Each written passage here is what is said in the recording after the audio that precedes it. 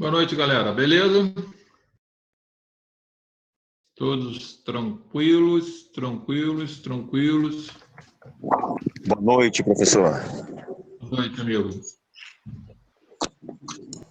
Boa noite, professor. Beleza, galera?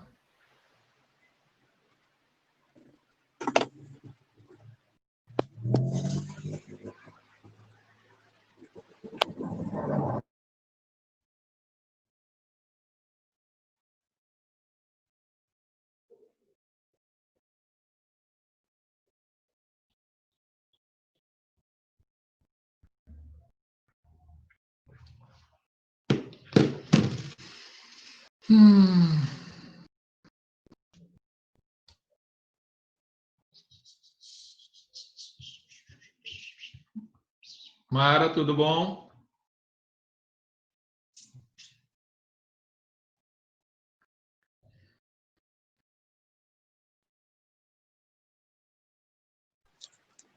Professor, eu Fala. vou assistir a aula, mas eu vou precisar me ausentar antes do término, tá bom, meu amigo? Beleza, amigo. Tranquilo, não tem problema não. Obrigado. Obrigado aí pela compreensão. Vamos lá. Vamos começar a nossa aula. A gente tem bastante coisa para ver aí. Sobre um tema. Hoje nós vamos começar a falar sobre embargos infringentes, tá? E de nulidade. Bom, vamos lá. Galera, seguinte. O artigo 609 do CPP, ele traz para a gente a possibilidade dos embargos infringentes e de nulidade. Tá? Então, na verdade, são duas possibilidades de recursos. Quando a lei fala em embargos infringentes, em regra, nós vamos questionar matéria de fato, tá? Quando eu falo em embargos de nulidade, provavelmente eu vou estar questionando matéria processual, cerceamento de defesa, nulidades que podem acontecer durante esse julgamento aí. Então, essa possibilidade ela tem previsão no artigo 609 e seguinte do Código de Processo Penal. Fala lá o 609. Os recursos, apelação e embargo serão julgados pelos tribunais de justiça, câmaras ou turmas criminais, de acordo com a competência estabelecida nas leis de organização judiciária. Então, o que significa isso? O fundamento desse recurso é exatamente quando existir uma decisão que ela não for unânime no que diz respeito ao recurso principal. Então, imaginemos que o seu cliente tenha sido processado pelo crime de roubo e foi condenado a uma pena, por exemplo, de 10 anos, e você apela em razão dessa sentença condenatória. Essa apelação ela é processada, como a gente já viu, é encaminhada para o tribunal, né, para uma câmara, por exemplo, se for casos... Boa noite. Se for caso de tribunal estadual, vai para uma câmara, onde vai ser julgada a sua apelação. E lá nós temos a possibilidade de ter a manutenção da sentença na sua totalidade, aí, por um voto, né, por unanimidade, por exemplo, 3 votos a 0, julgaram no sentido de manter a condenação, os 10 anos. Ou eu poderia ter também a possibilidade de ter um voto, um julgamento que seja dado um parcial provimento, né? Ou até mesmo que este julgamento não tenha sido realizado por unanimidade, ou seja, 2 desembargadores votaram pela manutenção da sentença do juiz de primeira instância e um desembargador votou com o objetivo de absolver o cliente, ok? Então, eu tenho a possibilidade, com base né, no fundamento que gerou, né, uma discussão entre os desembargadores, portanto, foi 2-1, de pegar esse voto, os fundamentos desse voto, desse desembargador que votou a favor do meu requerimento para mudar a sentença, e fazer um recurso chamado embargos infringentes. Ou seja, mantenho ainda uma esperança de mudança dessa decisão de primeira instância dentro do próprio Tribunal de Justiça.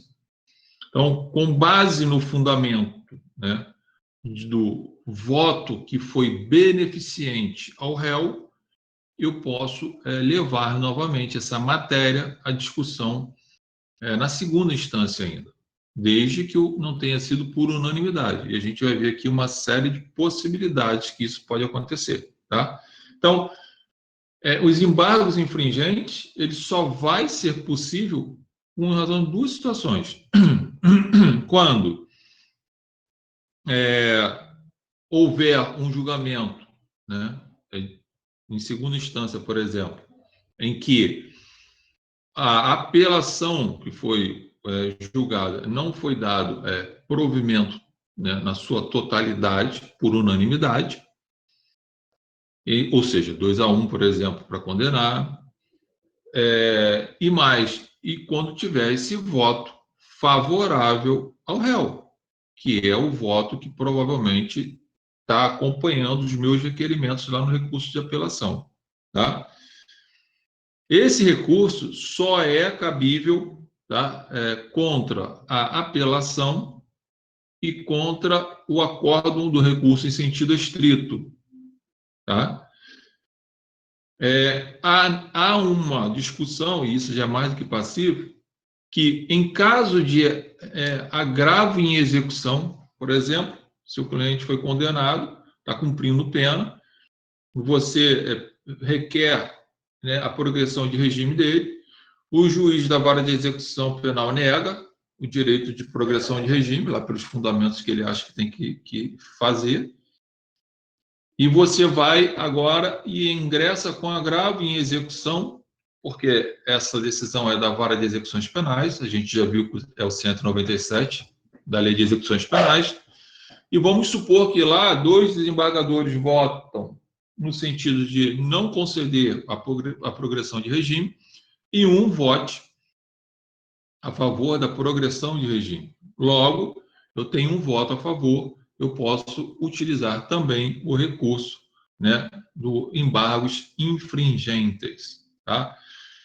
Não posso usar o embargos infringentes em razão de decisão de 8, ou Sara, em razão de outros recursos. Não posso, tá? Então, só posso utilizar os embargos infringentes contra a decisão de um acórdão que não tenha sido votação por unanimidade em desfavor do réu.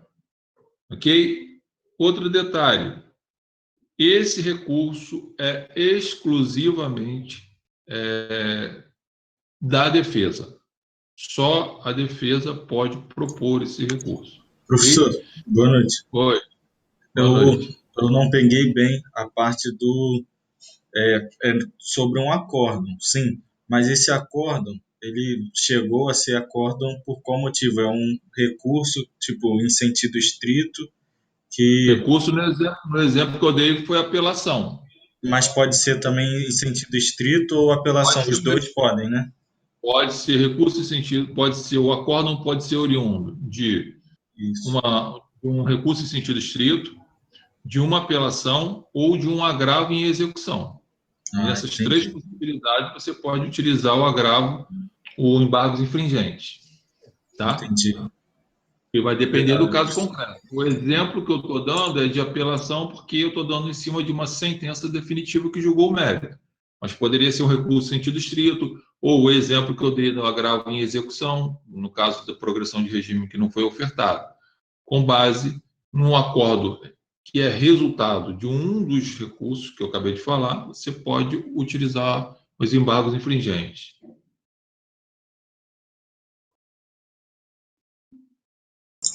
Entendi, professor. Obrigado. Só todo mundo está ouvindo direito, gente? Aí? Estou ouvindo direitinho. Mara, eu quero Perfeito, que a Mara... mestre. Nítido e claro. Ah, beleza. Mara, deixa eu falar com a Mara que ela está falando, acho que não está conseguindo, deve ser alguma coisa dela.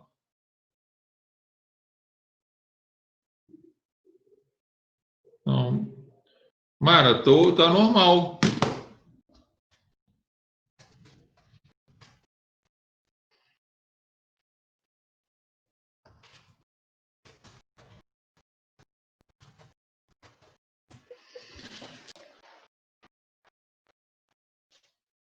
Deve ser o seu, Mara.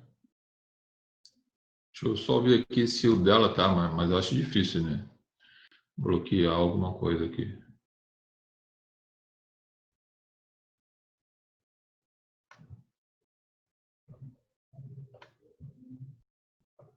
Não, tá normal. Aqui tá tudo normal. E aí, galera, vamos lá. Então, eu posso utilizar esse recurso estando ainda dentro do próprio Tribunal de Justiça. Então, meu cliente foi condenado a uma pena de 10 anos. Eu apelei, o tribunal manteve a sentença do juiz de primeira instância por 3 votos a 0, ou seja, por unanimidade. Nesse exemplo, não cabe embargos infringentes, ok? Meu cliente foi condenado a 10 anos. Eu entrei com recurso. 2 votos desembargadores, 2 votaram para manter a sentença, 1 contrário à manutenção da sentença, ok? A gente vai poder entrar. Agora, a gente vai ver adiante que, na realidade, o que tem que ser diferente, né, é uma decisão que não necessariamente venha a ser a condenação por 2 votos e a absolvição por 1 voto. Porque eu posso ter a divergência, por exemplo, no quantitativo da pena. Eu poderia ter uma unanimidade na condenação, mas posso ter uma parcialidade no quanto da pena. Lembrem-se vocês de uma coisa: toda vez que eu vou apelar de um recurso, ok? Eu sempre vou partir do princípio do melhor para o pior. O que é o melhor para o cliente? Absolvição. Então, eu começo requerendo uma absolvição. Alternativamente, se essa absolvição não acontecer, eu vou trabalhar com a hipótese de uma diminuição da pena. E, alternativamente, também posso trabalhar com a questão da substituição da pena privativa de liberdade por restritivo de direito e até chegar ao regime. Então, repare que o recurso de apelação que você vai apresentar num determinado momento aí, no caso concreto, ele possui alternatividade. Por quê, Zé Carlos? Porque nós estudamos que o tribunal ele vai ter que avaliar aquilo que você está requerendo.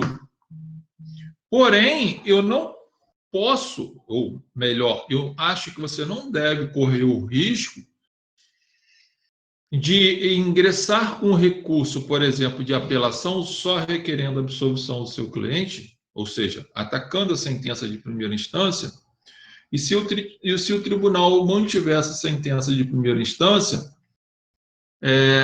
ele, em tese, poderia não julgar as outras possibilidades, que seria a diminuição da pena, a substituição da pena, o regime a ser aplicado, se você não enfrentou isso em grau de recurso.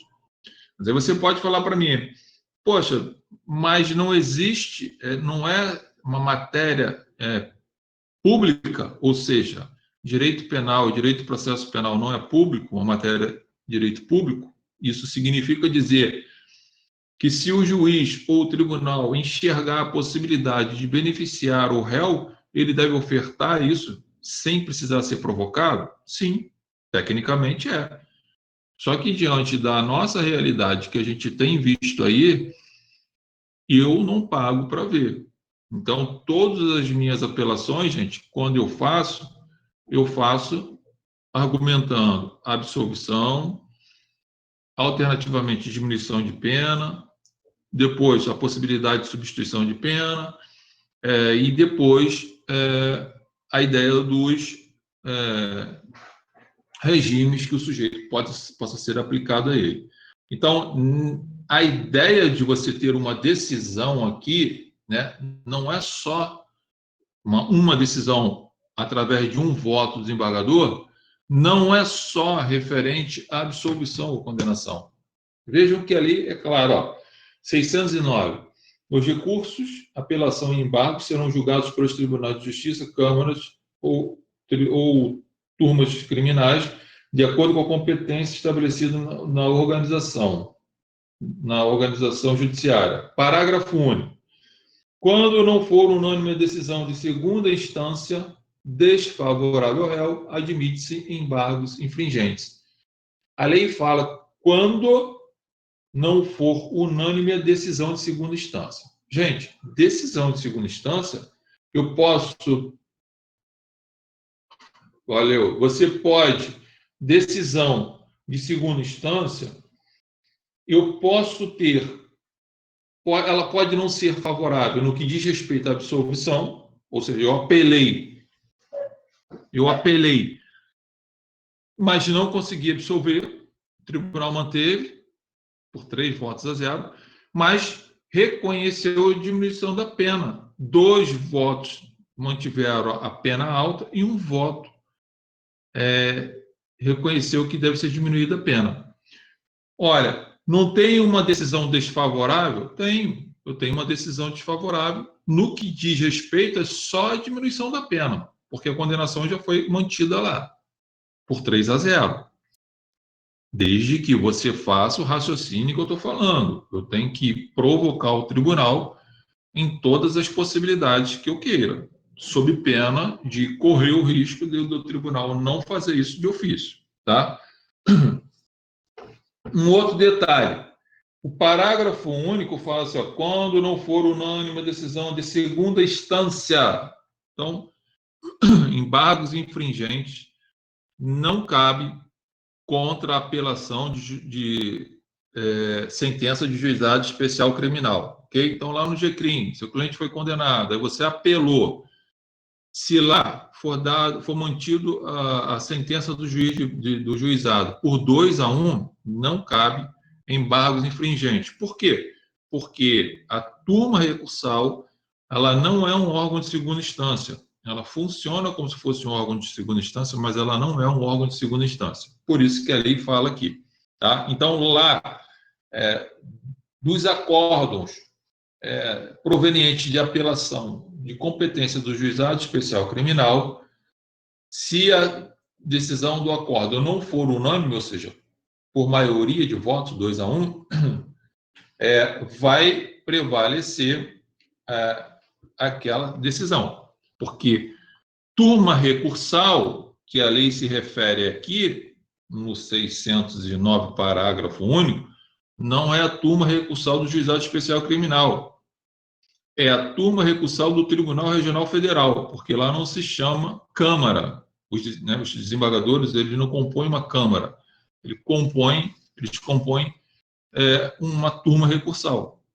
O funcionamento é o mesmo, só mudou a nomenclatura, ok? Então, gravem isso para que vocês possam estar entendendo. Então, gente, recapitulando. Embargos infringentes é possível utilizá-los ainda dentro da segunda instância, desde que o acórdão proveniente da interposição de um recurso da defesa, podendo ser esse recurso uma apelação, ou um recurso em sentido estrito, ou um agravo em execução, vai depender do caso concreto. Se ele não for unânime, ou seja, eu tiver 2 votos contra a defesa e 1 voto a favor da defesa, com base nesse 1 voto de um desembargador, eu vou poder provocar novamente o tribunal para que o tribunal reveja essa decisão. Ok? Eu tenho a possibilidade de rever ainda em segunda instância. Tá, gente? A gente tem muita coisa para ver sobre isso aqui. Preste só atenção no seguinte. Essa questão toda... deixa eu só pegar um negócio aqui. Essa questão toda vai depender de uma seguinte situação. A lei fala que esse órgão, né, que isso, quem vai julgar os embargos infringentes, né, será um órgão de segunda instância também. Se eu estou lá no tribunal, vai ser um órgão lá, tá? Mas a lei fala, né, de acordo com o que está previsto na Lei de Organização Judiciária. Então, gente, eu posso ter, dentro de uma organização judiciária de cada estado, eu posso ter um grupo criminal, tá, que vai rever essa decisão, ou melhor, vai rever esse recurso de embargos que você está propondo, e, portanto, os desembargadores que atuaram não estariam presentes. Ou eu posso ter a seguinte possibilidade. Uma Câmara é composta de 5 desembargadores. Tá?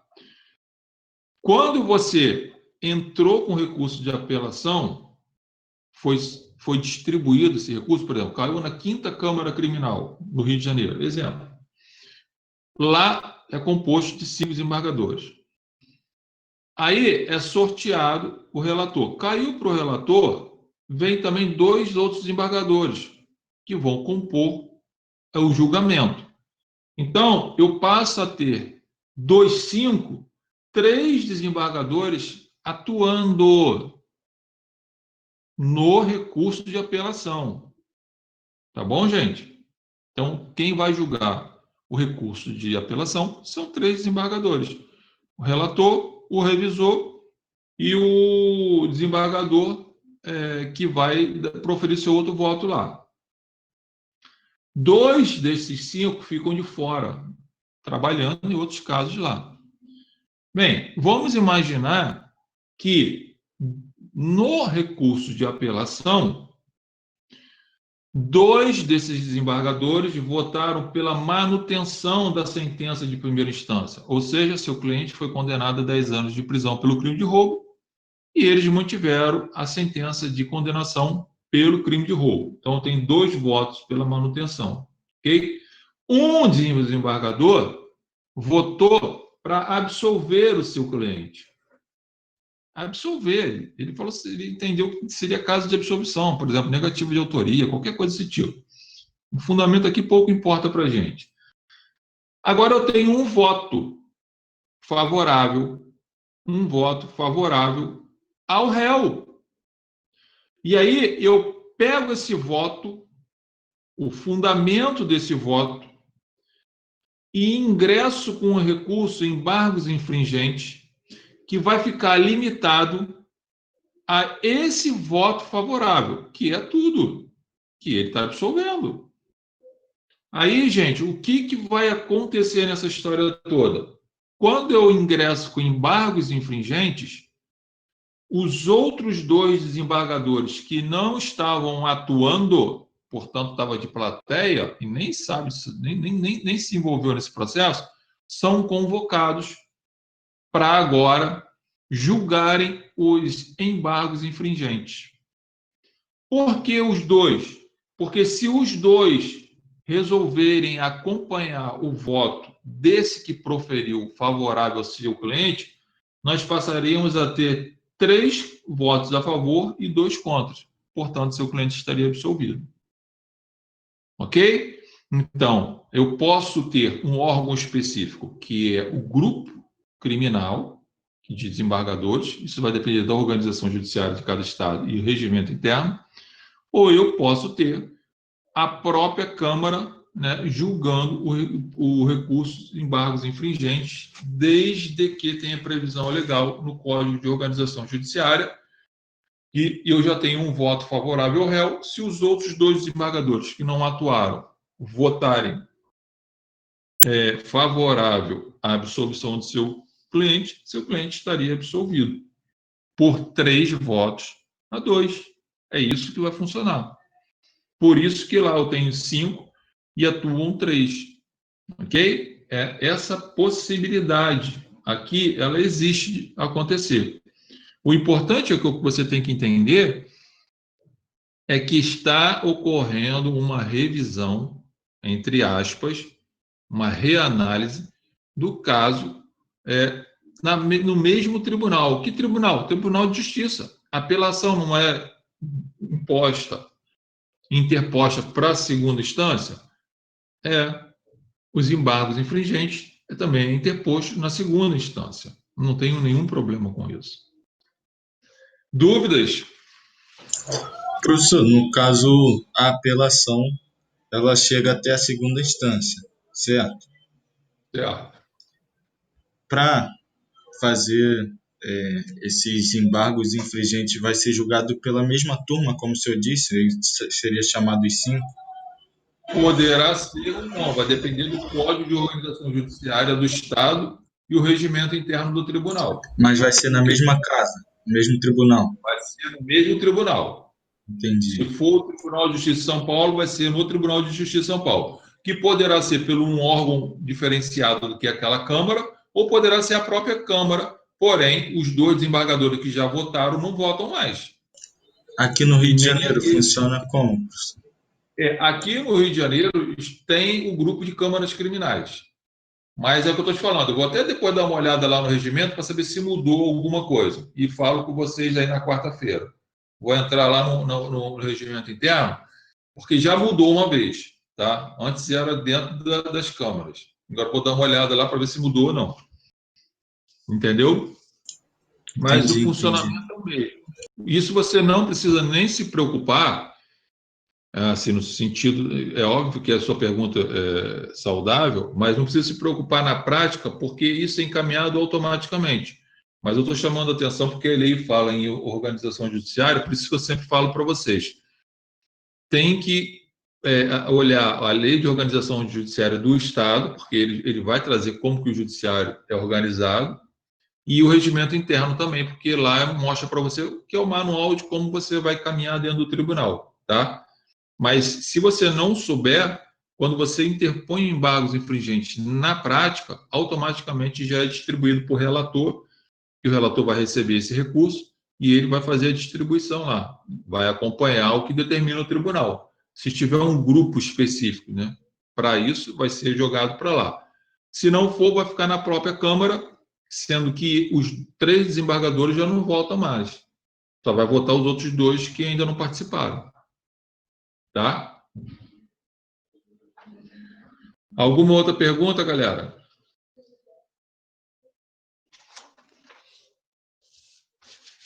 Bom, agora vamos começar a ver algumas questões interessantes aqui, tá? Por que esse recurso existe, né? Espera aí, Cristiano. Isso, Cristiano. Toda vez, gente, que vocês forem recorrer, tá? Em tese, né? Não sei qual vai ser a sua sustentação lá, mas em tese eu tenho que partir do melhor para o menos pior para o meu cliente, né? Então, qual é a melhor se meu cliente foi condenado na primeira instância? Qual é o que pode acontecer de maravilhoso para o meu cliente?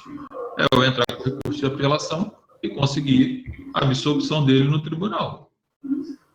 Mas pode ser que eu não consiga. E aí, qual seria uma outra possibilidade? Só pode me tirar uma dúvida? Eu pesquisando sobre...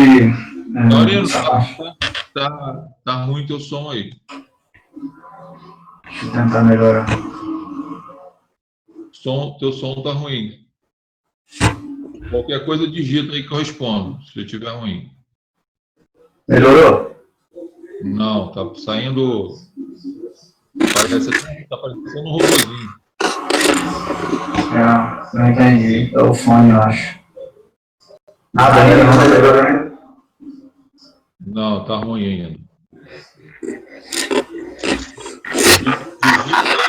Digita aí que eu respondo aqui.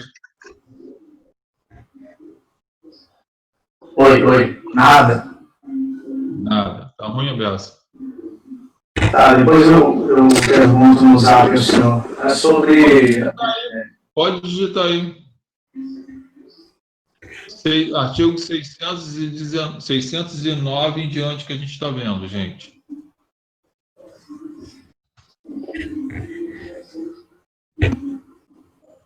Oi, nada. Nada, tá ruim não, teu som. Tá, desculpa, eu vou escrever. Pode digitar que eu respondo aí.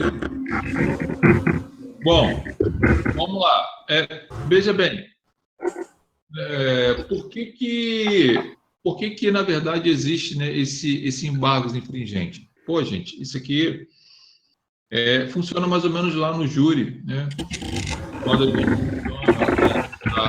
vamos lá do número, né, de jurados, né?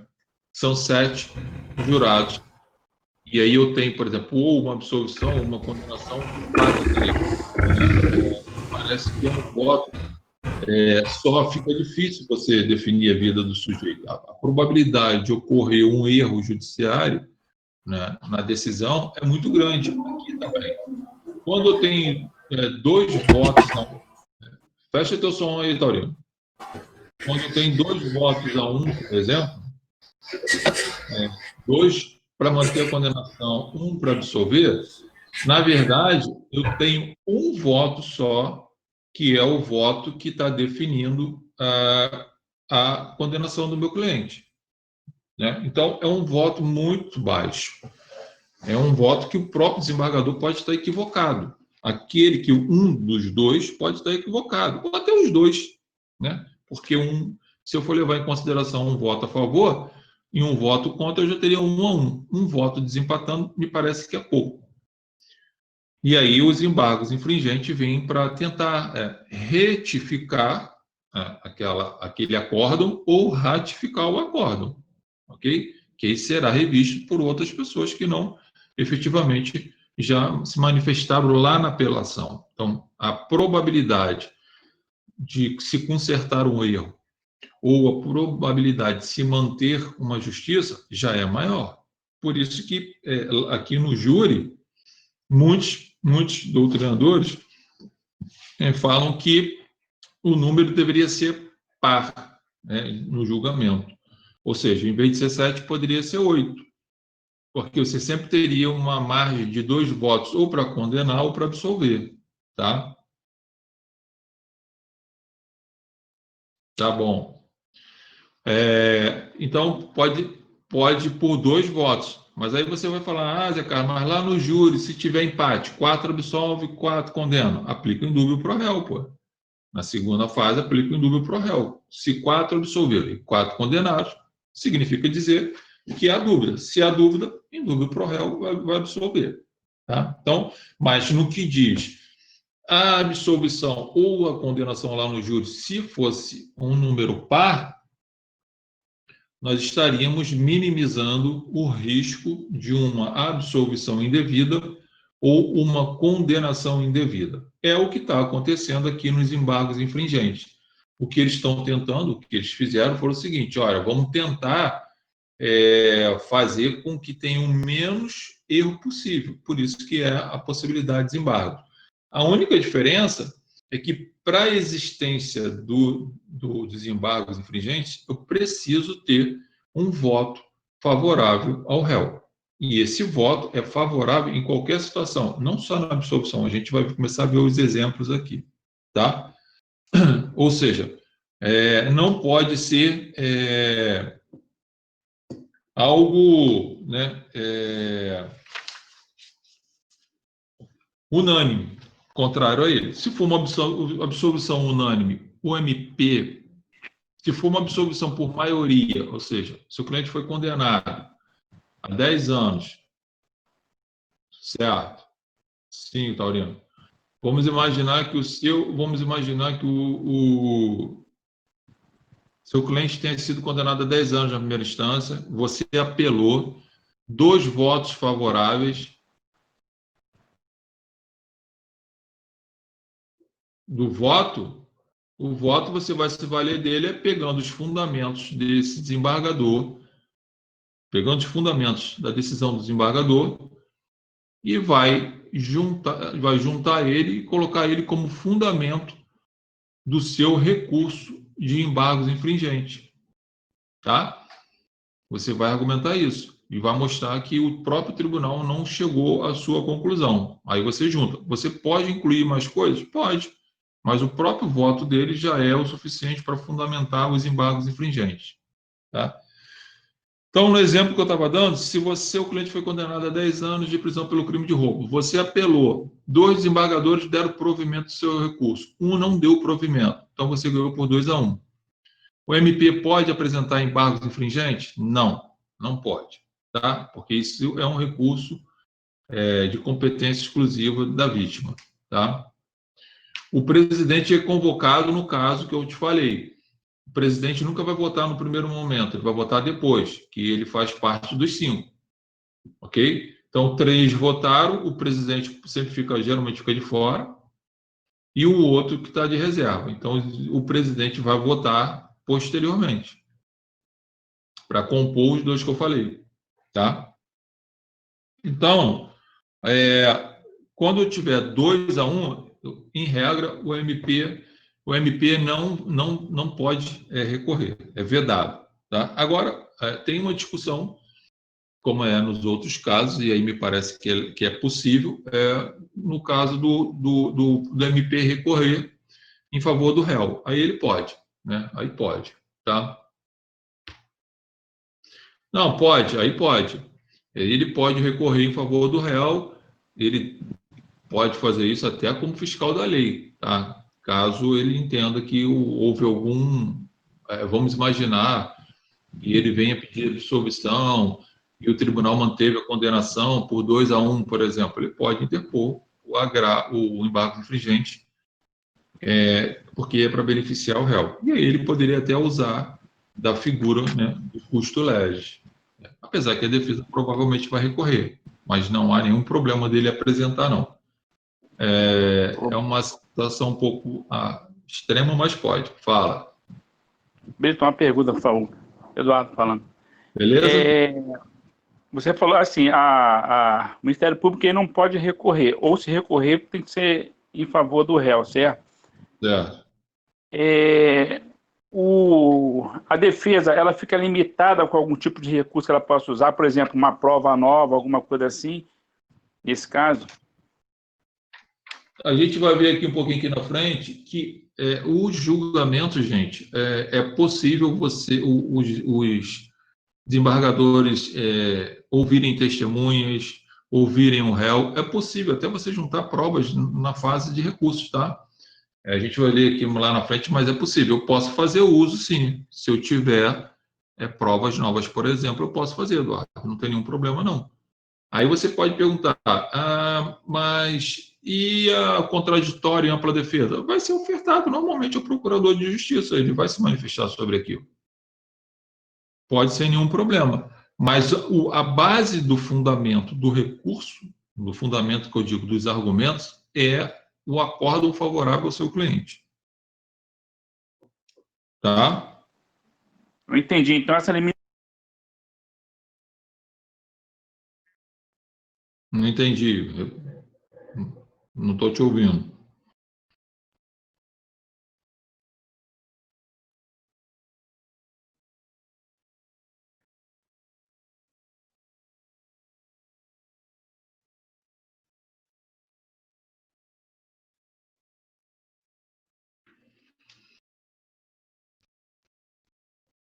Pode falar aí.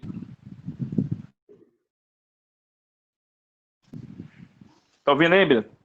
Fala aí, repete aí. Tá. Então, no caso, como você falou, esse recurso, no caso da votação, 2-1, você te abre o recurso por embargo infringente, não é isso? Então, o Ministério Público ele fica de mãos atadas em relação a isso aí. E o advogado ele pode trabalhar sozinho, não é correto isso aí? Só E isso. no caso... Tá ouvindo? Estou ouvindo. É isso aí. Tá ok. É isso aí. Entendi. No caso, o desembargador, eles podem abrir um preceito, pode abrir para que o Ministério Público possa intervir de alguma maneira nisso aí ou não? Não. O Ministério Público não vai intervir nisso. Esse recurso é o recurso da defesa. Ah, tranquilo. Tá? E ele não pode fazer isso por quê? Porque senão vai ter uma reformácia impédios. Pô, se é um recurso em benefício da defesa e o réu faz uso desse recurso, vai piorar a situação dele? Aí ele não ia recorrer. Então, por ser recurso exclusivo da defesa, ele não pode fazer nada. Pode acontecer, Brito, dessa votação inverter, por exemplo, você anda com recurso porque dá 2-1, pode acontecer da pena ser, em vez de amenizar, piorar a coisa pro réu? Não, aí é reformácio impédios, não pode.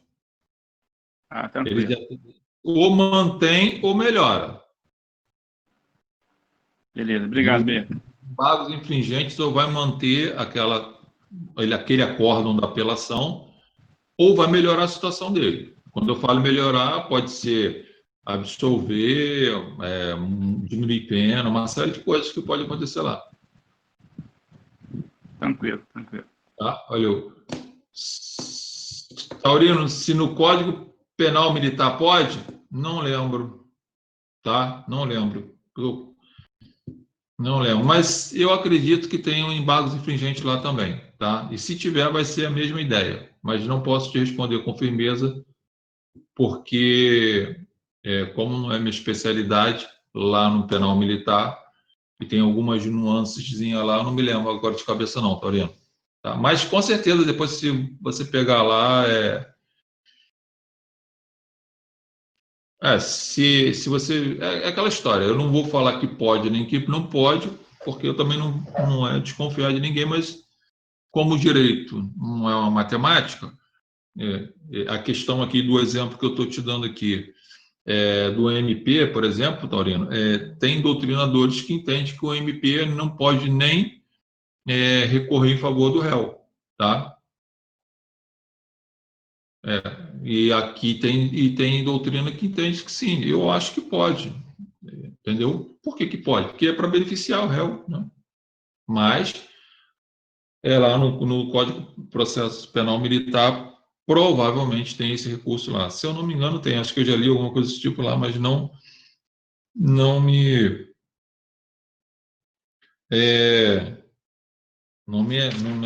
apeguei a isso não, tá? Então vamos lá. Bom, vamos às ideias, né, que a gente pode ter aqui. Uma questão interessante que, olha só, que pode acontecer.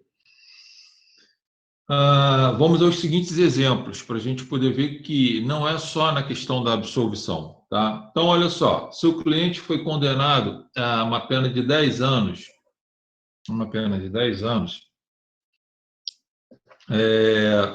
no crime de roubo. Você apelou, você fez o recurso de apelação, tá? Aí, gente, 3 desembargadores votaram para manter a condenação. Os 3 votaram para manter a condenação. Tá? Porém, um desembargador votou pela diminuição da pena, no que diz respeito, né, a essa condenação, que foi de 10, ele baixa para 6 anos. Ele propõe que essa pena seja reduzida a 2 anos. Gente, quando você for interpor os embargos infringentes, você não vai poder discutir nos embargos infringentes a possibilidade de absolvição do seu cliente. Por quê? Porque no que diz respeito à absolvição, a decisão foi unânime. A Câmara votou por unanimidade 3 votos a 0. Então, não caberia esse recurso. Agora, no que diz respeito à diminuição da pena, 2 desembargadores votaram para manutenção da pena, os caras são carrascos, quiseram ainda deixar os 10 anos, mas um desembargador, portanto 2-1, votou para a diminuição da pena. Então, o meu recurso, embargos infringentes, será, neste caso aqui, nesse exemplo aqui, tá? Com base no acordo, no voto, com base no voto do desembargador vencido. E eu vou pegar a fundamentação dele e vou fundamentar o meu embargos infringente para discutir a diminuição dessa pena de 6 para 10 anos. De 10 para 6 anos. Ok? Então, eu não discuto mais a matéria de absolvição. Morreu a absolvição. Reparem que eu mudei a situação. Por isso que a lei fala decisão contrária. A lei não fala decisão condenatória. O embargo ele não é utilizado só nos casos de um julgamento por 2-1 de condenação e absolvição. Repare que o exemplo que eu estou te dando, os 3 desembargadores votaram, né? Votaram no sentido, né? No sentido de manter a condenação, sem nenhum problema. Agora, se um desembargador votou favoravelmente ao seu cliente no que tange a aplicação da pena, isso aí pode ser discutido. Aguenta aí.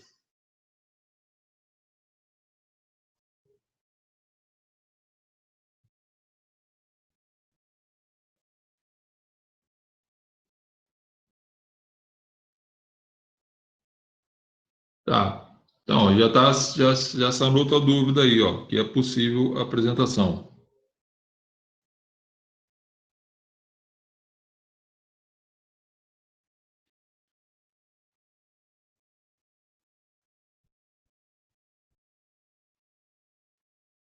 Beleza, galera?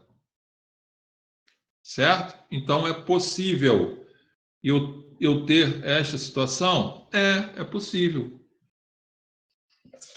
Agora, olha o outro exemplo que eu vou te dar aqui, interessante também, tá? Muito interessante aqui. Vamos imaginar que o seu cliente foi condenado a 10 anos pelo crime de roubo. O juiz sentenciou 10 anos. Você apela. Você apelou, tá? O processo transcorreu normalmente e por unanimidade, tá? Por unanimidade, eles dão provimento ao seu recurso.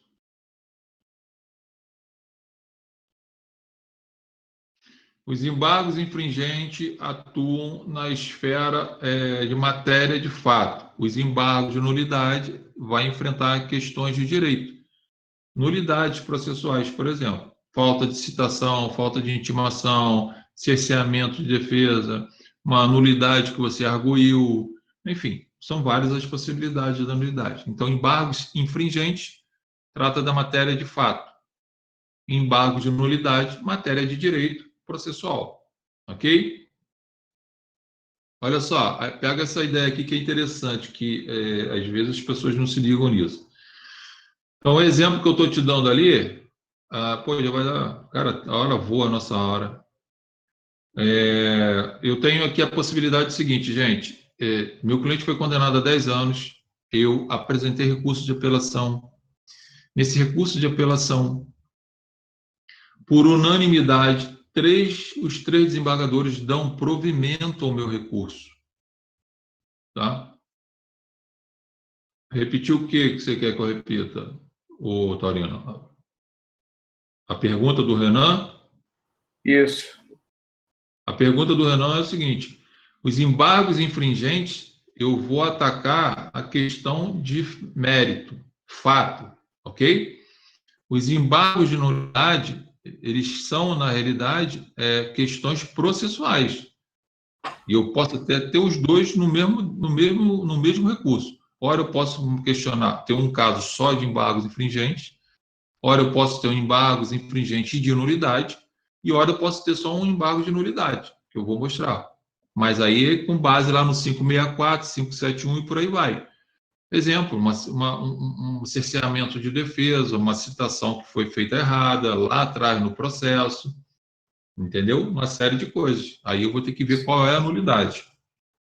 Sim, Tá? sim, perfeito. Então, a diferença é essa aí. Embargos infringentes enfrenta mérito, fato. Embargos de nulidade enfrenta questões processuais. Eu vou dar um exemplo já de embargos pegando os dois casos. Mas como a gente está falando sempre que de condenação e absolvição, para vocês não ficarem presos nisso, eu tenho a seguinte possibilidade do exemplo que eu estou querendo dar. Condenado a 10 anos, apelei por unanimidade, 3 desembargadores deram provimento, ok? Porém, 2 desembargadores deram provimento com o 386, inciso 6º, ok? Do Código de Processo Penal. Já vou lá ler o 386. E um desembargador deu provimento com base no 386, inciso 1º, ok? Gente, nós estamos falando quando uma decisão for desfavorável, tá? Então, vamos abrir o 386. O juiz, 386, o juiz absolverá o réu, mencionando a causa na parte dispositiva desde que reconheça. Inciso 1º, está aprovada a inexistência do fato. Inciso 6º, existirem circunstâncias que excluam o crime ou isente o réu de pena. Pergunto eu para os meus nobres amigos, qual inciso é mais beneficente para o réu? Na Acredito absolvição. que o primeiro, né, professor? Inexistência do fato. E por quê? Porque se não há fato, não há nem conduta a se julgar, né? Não sei. E mais alguém se habilita a responder? 2, Cristiano. Gente, o Falaria fundamento... 2. Oi? Também falaria no 2. 2, tá. E Gente, não havendo prova. o fundamento melhor foi o anterior, o inciso 1º, mas não com o argumento que ele falou. Por quê? Olha só, o inciso 6º, os dois está levando para absolvição, sem problema nenhum, tá? Os dois estão absolvendo, sem nenhum problema. A questão toda é que o inciso 6º fala assim, existirem circunstâncias que excluam o crime ou isente o réu de pena. O inciso 6º pode configurar, deixar aberto o campo civil e o campo administrativo, pela independência dos poderes. Ou, por exemplo, numa legítima defesa excessiva, em que o cara gere um prejuízo à outra parte. Então, ele pode ser condenado no civil a uma indenização. O 386.1, ele é mais favorável porque se inexistiu um fato criminoso, provavelmente vai inexistir um fato civil também. Então, não vai ter uma indenização, porque a indenização é oriunda do caso da criminal. Se não ocorrer o crime lá, não vai ocorrer nenhuma indenização. Então, apesar dos 3 votos a 0 favorável ao réu, a situação jurídica dele pode ser melhor se você avaliar essa situação que eu estou te dando. Isso, muitos colegas, às vezes, eu vejo, principalmente os iniciantes, que quando absolve, né, faz o churrasco, final de semana na casa do Alex e tal, porque está comemorando a absolvição, mas deixou de observar qual seria a melhor possibilidade jurídica para o cara. Então, eu tenho um voto desfavorável no que diz a melhor situação jurídica do réu, que, apesar de ter sido absolvido, ele tem o direito de ter sanado toda a situação dele jurídica, toda a vida dele ser resolvida, através de uma única sentença, né? O que faz agora o quê, Cristiano? não vai acontecer nada. Por exemplo, se eu entrar com os embargos, se eu entro com os embargos infringentes, requerendo ao tribunal que seja avaliado, né? Se for colocado, foram 2 votos a 1, 2 pelo inciso 6º e 1 pelo inciso 1º.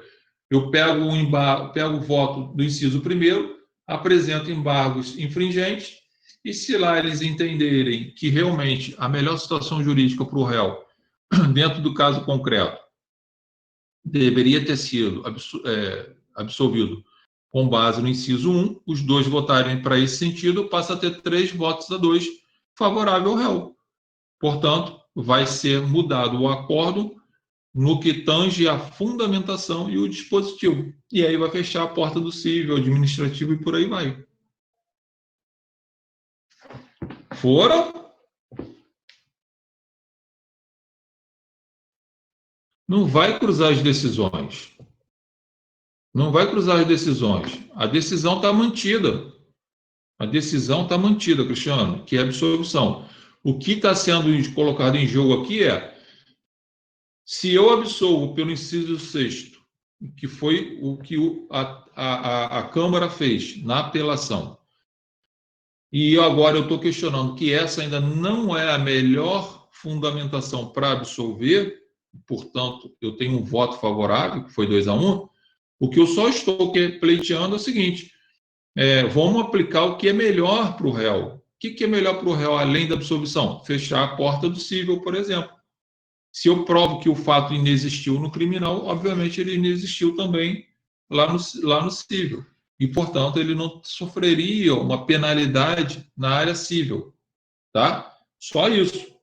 O que eu estou querendo mostrar aqui para vocês é o seguinte, gente, porque ele fala aqui em decisão desfavorável, lá no 609.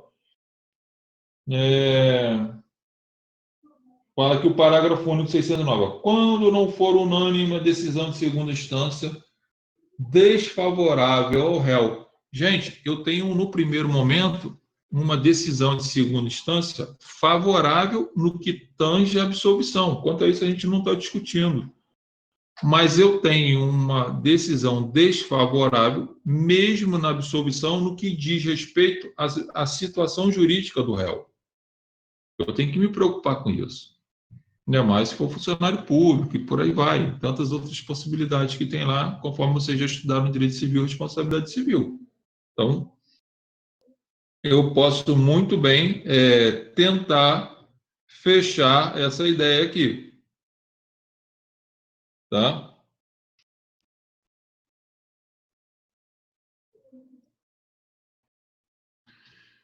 Posso avançar para um outro exemplo? Então, beleza. Agora, olha o seguinte exemplo interessante, que é o chamado voto médio. Tá? Seu cliente foi processado pelo crime de roubo, condenado a 10 anos. Ok? Você apela. Tá? Nessa apelação aqui, os 3 desembargadores dão decisões divergentes, no seguinte sentido: um desembargador vota para absolver, um desembargador vota para desclassificar o crime, ou seja, sair do roubo, cair para o furto, e um vota para manter a condenação. Tá?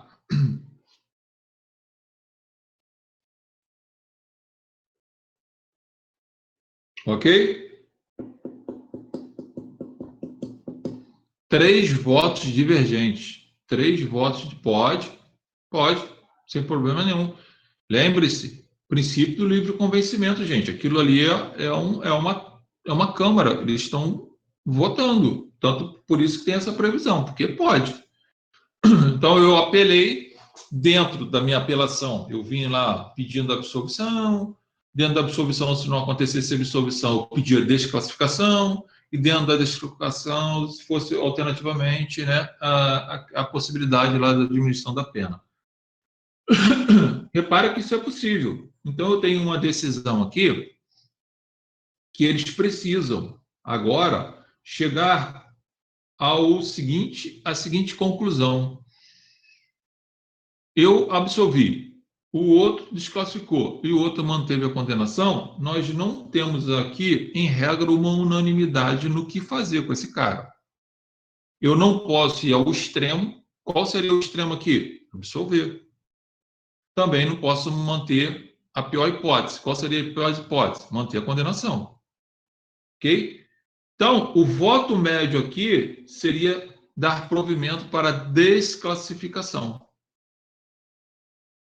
Ocorreria a decisão dessa Câmara, seria lá, isto posto, tendo em vista que o desembargador A votou pela absolvição, o desembargador B, né, votou pela desclassificação e o desembargador C votou pela condenação, manutenção da sentença,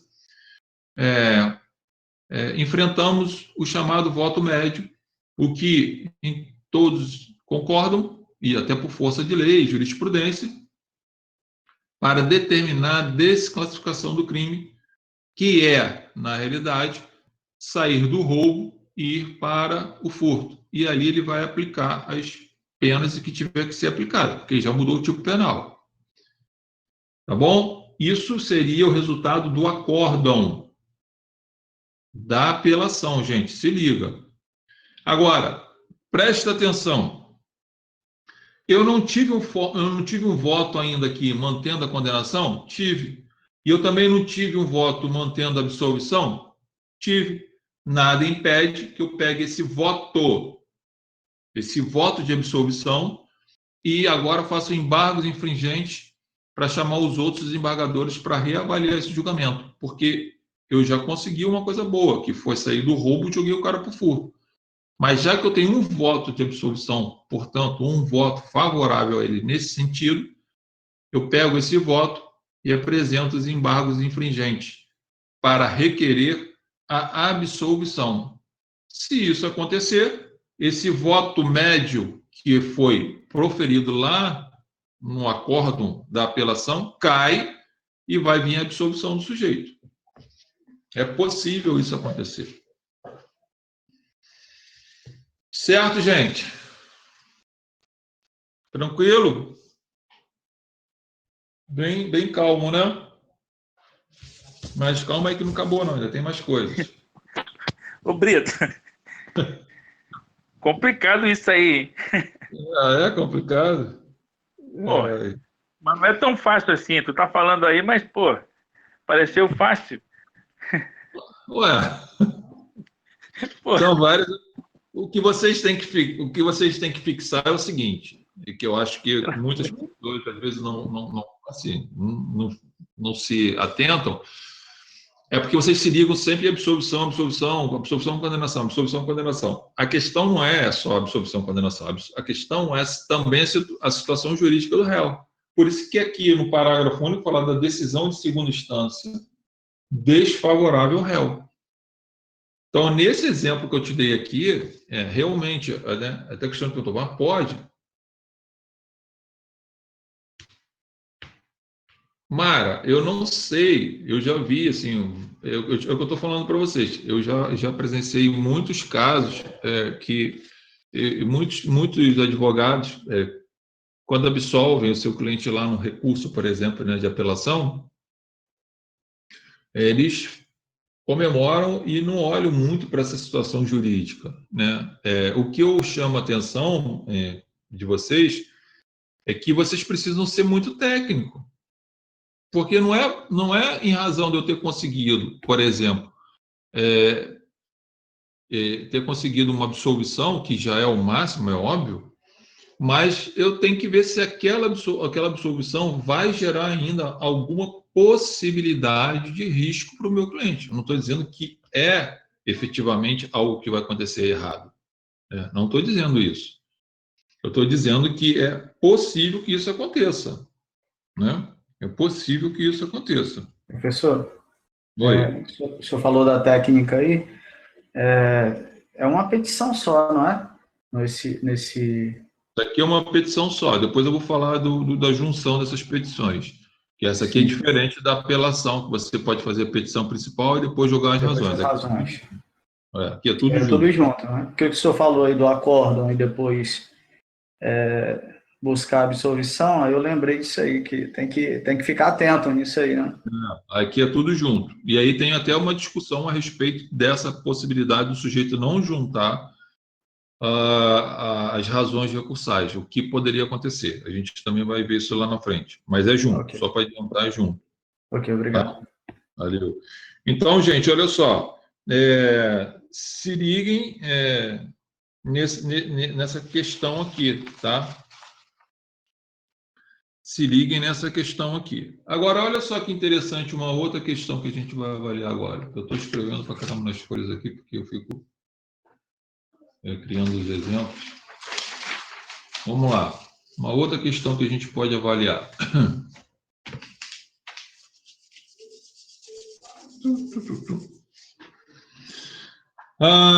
Vamos imaginar que o seu cliente está respondendo ao processo lá.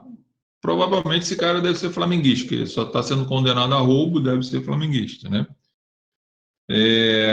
Ele foi condenado lá a 10 anos de prisão, ok? 10 anos. Tá? Você, durante a audiência, né? Provavelmente você, durante a audiência, por exemplo, ou até na sentença, você vislumbrou uma nulidade no processo. Vamos imaginar que lá na sentença o juiz tenha proferido, né, tal como valorado uma prova que foi obtida por meios ilícitos, por exemplo. Uma quebra de sigilo que não foi requerida, enfim, qualquer coisa desse tipo, gente. Vamos imaginar que lá na sentença você também já veio requerer, você quando pegou a sentença e na apelação você já pegou lá uma preliminar, né, de nulidade no processo e requer, né, que a Câmara, no recurso de apelação, reconheça essa nulidade e anule, né, o processo em uma fase qualquer. Pouco importa o momento dessa fase. Independente disso, você enfrentou a questão, né, da preliminar, que é antecedente ao mérito, mas você também tem que enfrentar o mérito, ok? Que diz respeito a uma possível absolvição e melhorias para o seu cliente, ok?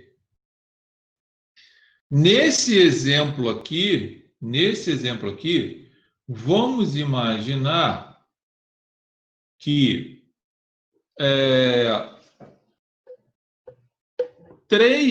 agora, nesse exemplo aqui, você argue a nulidade e argue também a absolvição e por aí vai, ok? Olha o que pode acontecer. No que diz respeito à nulidade, que você já colocou como preliminar lá, 3 votos a 0, ou seja, a Câmara não reconheceu a nulidade, portanto, não anulou o processo. Ok? Mas, no mérito, eles até mantiveram a sentença na sua totalidade, por 3 a 0, mas um desembargador votou para baixar essa pena para 6 anos. Ok, gente? Então, tem uma nulidade que foi arguída na apelação. Essa nulidade, por 3 a 0, a Câmara falou que não é nulo o processo, aquilo que você arguiu não é nulidade, besteira. No mérito, mantiveram a condenação por 3 a 0, porém, um desembargador chegou e falou: ó, eu só não concordo com a pena de 10 anos, porque a área primária, isso, pô, meu voto é para 6 anos. Então, já tem um voto divergente para melhorar a situação jurídica do réu. Gente, o CPC, né? Como se trata aqui de nulidade, é uma questão até de matéria de direito, eu tenho a possibilidade de interpor 2 recursos aqui, ok? Quanto à nulidade, eu posso ir para o STJ/STF, já que a matéria é de direito. Quanto à questão da manutenção da condenação, porém, a manutenção até dessa pena, mas não por unanimidade, eu posso entrar com embargos infringentes. Ok, gente? Isso é possível acontecer. É só você olhar a natureza das questões que estão sendo discutidas. A minha preliminar lá, que eu fiz de nulidade, é questão de direito. Portanto, foram 3-0, eu não tenho recurso aqui para isso. Mas eu também não posso ficar esperando. Por quê? Porque o CPC de 2015 não tem embargos infringentes. E se discutia, estava se discutindo o seguinte: qual era o momento que eu ia entrar, por exemplo, com recurso especial extraordinário nessa situação? Eu iria aguardar o julgamento desses embargos infringentes no que tange a pena,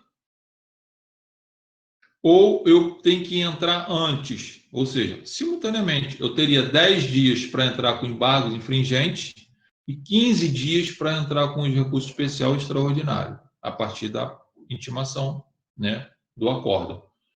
Gente, o que vem sendo mantido e até já julgado nesse sentido, que você tem que interpor os recursos independentemente de trânsito julgado, sob pena de ocorrer a preclusão do recurso especial e extraordinário, ok? Então, nesses casos concretos aqui, eu teria 15 dias para apresentar um recurso especial ou extraordinário para STJ e STF, e teria 10 dias para entrar com embargos infringentes no que diz respeito à minha briga pela manutenção dessa pena de 6 anos, e não de 10. Bom, eu posso ter aqui um benefício, posso anular, o STJ pode anular esse julgamento. Tudo que se anular, mesmo que tenha um julgamento aqui em segunda instância, vai cair, porque a raiz, que é o processo principal, lá na sentença de primeira instância, vai voltar, né? E aí, dependendo de onde eu estou arguindo essa nulidade, ela pode acarretar na prescrição do crime. O que isso significa dizer que eu venho falando para vocês, quer ser um excelente criminalista, o que você quer ser? Meu sonho é ser um excelente criminalista e tal, não sei o quê. Bom, teoria geral do crime, tem que sacar tudo. O detalhe, recursos, procedimentos e nulidades. Isso é a coluna do processo penal.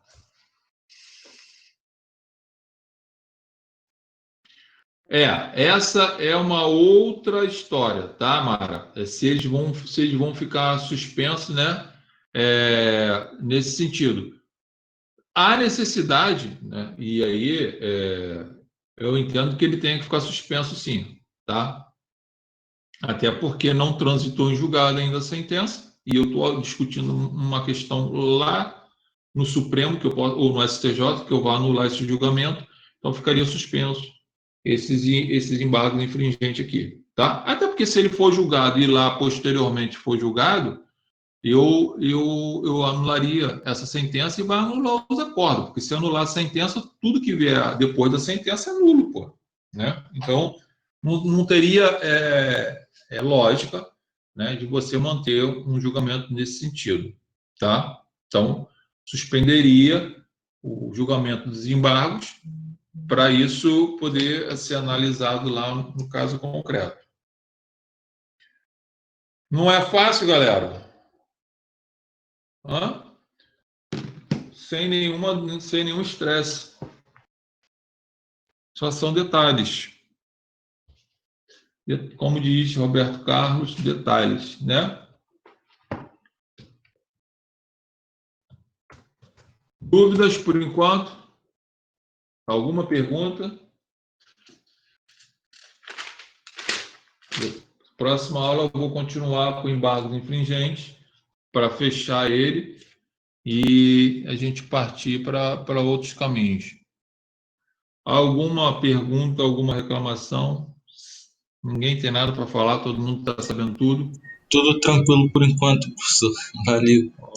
Isso é bom, então tá ótimo. Se está tudo tranquilo, está todo mundo sacando a matéria, isso que me interessa. Não se preocupem que vai dar tudo certo, mas tem que estudar, né? No resto vai todo mundo se dar bem. Enfim, gente, são detalhes como a gente tá vendo, nada. Vou gravar um vídeo sobre.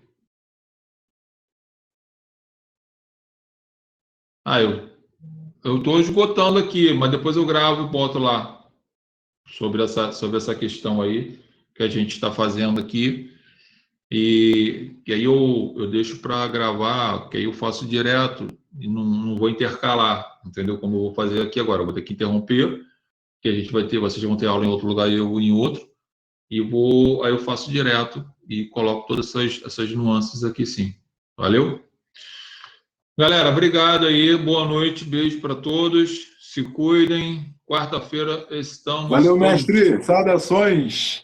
Aí, vai para a segunda divisão, vai ter Lava Jato lá para vocês, hein? Tô logo avisando. Sacanagem, a gente é da luz, pô. É da luz nada, uma mulambada do caraca, aquilo lá é da maconha. Qual é, mestre? Valeu. Abração, galera. Tchau.